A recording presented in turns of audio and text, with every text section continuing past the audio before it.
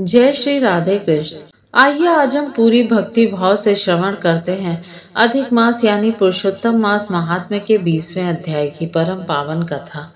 कथा में डूबने से पहले प्रेम से बोलिए लक्ष्मी नारायण भगवान की जय, पुरुषोत्तम भगवान की जय।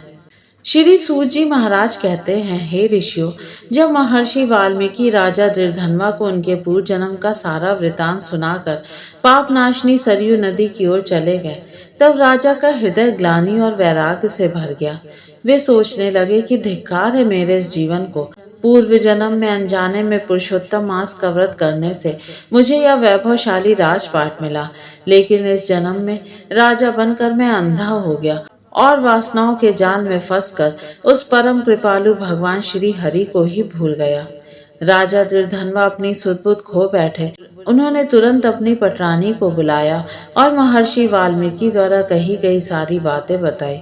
पूर्व जन्म की स्मृति जागृत होते ही रानी भी फूट फूट कर रोने लगी। दोनों को इस बात का गहरा पछतावा था कि उन्होंने महलों के सुख में पड़कर भगवान विष्णु की भक्ति को बिसरा दिया था। अब राजा दृढ़धनवा के मन में राज सुख के प्रति रत्ती भर भी मोह नहीं बचा था। उन्होंने तुरंत अपने मंत्रियों और गुरुदेव को बुलाया। राजा ने अपने योग्य पुत्र को राज सिंहासन पर बैठाया, उसका राज तिलक किया और प्रजा को सौंप दिया।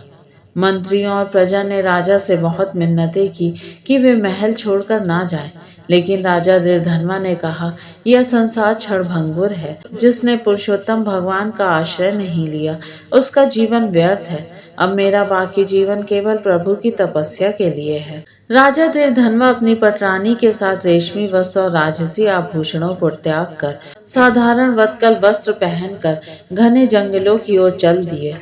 वे दोनों घूमते हुए महर्षि वाल्मीकि के पवित्र आश्रम में पहुंचे, जहां चारों ओर तपस्वियों का वास था और हिंसक पशु भी अपनी हिंसा भूलकर शांत बैठे थे। आश्रम में पहुंचकर राजा दृढ़धनवा और रानी ने महर्षि वाल्मीकि के चरणों में साष्टांग दंडवत प्रणाम किया। राजा ने रोते हुए कहा, हे करुणा सिंधु, मैं संसार के विषय विकारों के दलदल में धंसा हुआ था। आपने मुझे जगाकर मुझ पर बड़ा उपकार किया है। अब आप ही मेरे गुरु हैं। कृपया करके मुझे वह मार्ग बताइए जिससे मेरा यह मानव जीवन सफल हो सके और मुझे दोबारा इस जन्म मरण के चक्र में ना आना पड़े। राजा की सच्ची तड़प और वैराग्य देखकर महर्षि वाल्मीकि अत्यंत प्रसन्न हुए।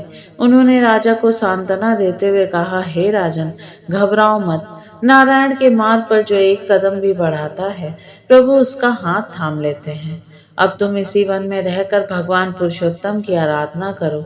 मैं तुम्हें पुरुषोत्तम मास के उन गुप्त नियमों और व्रतों की दीक्षा देता हूँ जिससे मनुष्य साक्षात वैकुंठ पद को प्राप्त करता है। इसके बाद महर्षि वाल्मीकि ने राजा को आगामी पुरुषोत्तम मास के आगमन पर किए जाने वाले स्नान, दान, दीपदान और श्रीमद् भागवत कथा के श्रवण के नियमों की महिमा बतानी शुरू की। इस प्रकार पुरुषोत्तम मास महात्म्य का यह 20वां अध्याय संपूर्ण होता है। बोलिए पुरुषोत्तम भगवान की जय। भक्तों, राजा दृढ़धनवा के जीवन की यह कथा हमें सिखाती है कि चाहे हमसे कितनी भी भूल क्यों ना हो गई हो, अगर हम सच्चे मन से पश्चाताप करके भगवान की शरण में जाते हैं तो प्रभु हमें अवश्य अपनाते हैं। महर्षि वाल्मीकि ने राजा को पुरुषोत्तम मास के कौन से चमत्कारी नियम और व्रत बताए, यह हम श्रवण करेंगे अगले यानी 21वें अध्याय में।